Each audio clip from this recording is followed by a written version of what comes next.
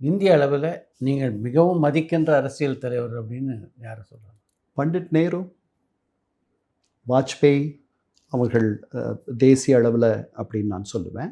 தமிழகத்தில் நம்முடைய ஆளுமைகள் அத்தனை பேருமே, ராஜாஜி, பெருந்தலைவர் காமராஜர், ஓமந்தூரார், குமாரசாமி ராஜா, அத்தனை பேருமே வந்து நம்ம இவங்க ஜெயலலிதா அம்மையார் வரைக்கும் நான் பெரிதும் வியக்கிற, பெரிதும் மதிக்கிற.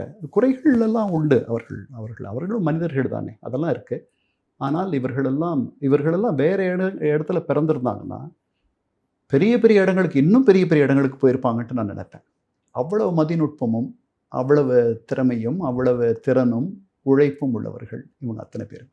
இன்றைய அரசியல் சூழ்நிலை எப்படி இருக்குன்னு நினைக்கிறீங்க? ரொம்ப மோசமாக இருக்குது.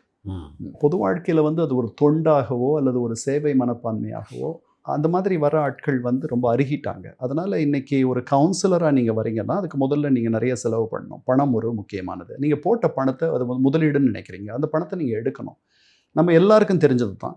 ஸோ ஒரு கவுன்சிலராக சாதாரணமாக வர ஆள் கவுன்சிலர் பதவி முடிகிற காலத்தில் அவர் பெரிய வீடு கட்டிடுறாரு, தோட்டம் துறவு எல்லாம் வச்சுக்கிறார். இது ஒரு கவுன்சிலர் அளவில். அதுக்கப்புறம் நீங்கள் ஒரு ரூலிங் பார்ட்டி எம்எல்ஏன்னு வச்சுக்கோங்க, அவர் எப்படி, அப்புறம் அமைச்சர்கள், இதெல்லாம் இன்றைக்கி வந்து உங்களுக்கு 70க்கு பிறகு தான் உங்களுக்கு அமைச்சர்கள் மீது வந்து ஊழல் புகார் அல்லது விசாரணை, இதெல்லாம் 70க்கு முன்னாடி எனக்கு வந்து பெருசாக இருந்ததாக தோன்றவில்லை.